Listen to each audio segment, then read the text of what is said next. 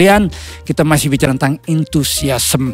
Topik ini sangat penting karena hasil survei mengatakan bahwa banyak orang-orang saat ini di atas muka bumi ini mengalami yang disebut dengan burnout. Saya pernah bahas beberapa waktu yang lalu tentang burnout.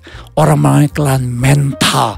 Orang yang mengalami masalah 4L. Letoy, lesu, loyo, lunglai. Gak semangat. Dan ternyata ketika saya baca hasil penelitian, justru generasi yang sekarang ini yang disebut dengan generasi Z atau Gen Z, generasi milenial ya. Kita kalau bicara tentang generasi-generasi dibagi-bagi, ada yang namanya baby boomers, ada yang namanya generation X, ada generasi milenial, ada generasi Z atau Z.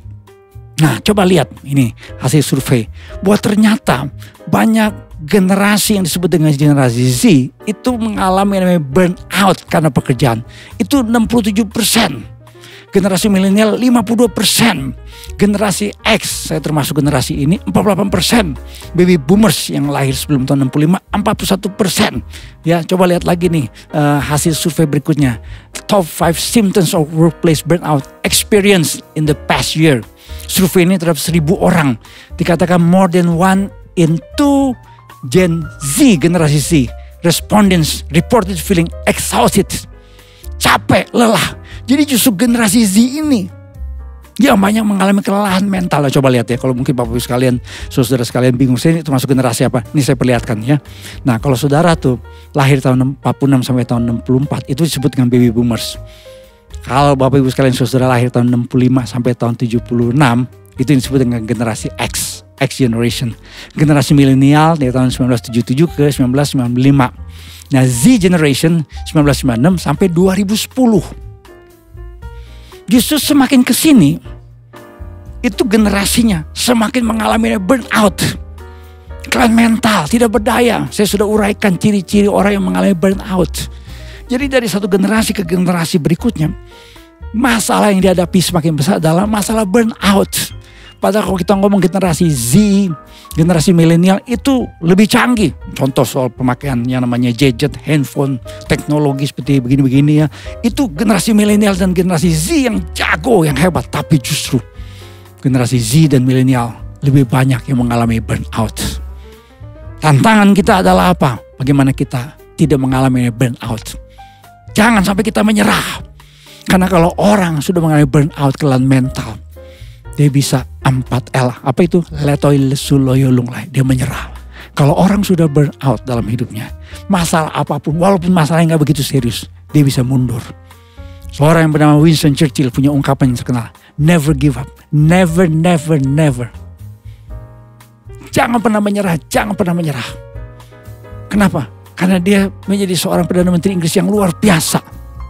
Dia katanya Perdana Menteri Inggris yang menghadapi Nazi Jerman ketika memimpin Inggris sebagai Perdana Menteri. Tapi dia berkata, never give up, never, never, never, ever. Jangan pernah menyerah, jangan pernah menyerah, jangan pernah menyerah, jangan pernah menyerah. Jadi artinya apa? Jangan pernah tawar hati. Jadi dengan kata lain, orang-orang yang berhasil menghadapi tantangan adalah orang-orang yang tetap memiliki semangat. Yang tetap berkata, bersama dengan Tuhan, kalau kita sebagai orang percaya, kita cakap menanggung segala perkara. Ingat istilah enthusiasm and theos. And di dalam theos Allah. Kita memiliki Allah dalam kehidupan kita. Rasul Paulus adalah seorang yang Tuhan pakai luar biasa. Pengaruhnya kalau kita baca dalam Alkitab, dalam penyebaran iman Kristen. Seorang rasul yang Tuhan pakai dari wilayah pelayanan Asia sampai ke wilayah Eropa. Dari 27 kitab perjanjian baru, 13 surat. Tuhan pakai hidup pikiran. Rasul Paulus sempat menyampaikan firman Tuhan.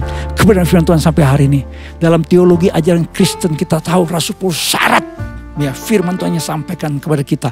Dengan pengajaran-pengajaran dasar iman Kristen. Sehingga Michael Hart mengatakan Rasul Paulus orang kedua setelah Yesus Kristus yang memberikan dampak bagi Kristenan. Tapi apa rahasianya? Rasul Paulus berkata kami tidak tawar hati. Dalam 2 Korintus 4 ayat yang pertama dan 2 Korintus 4 ayat 16.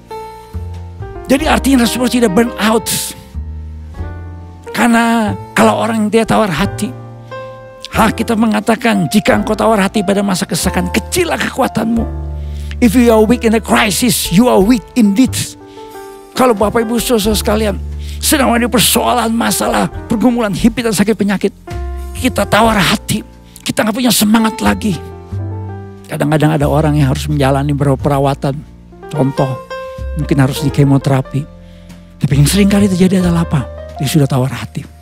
Udah gak mau lagi melanjutkan proses kemoterapinya.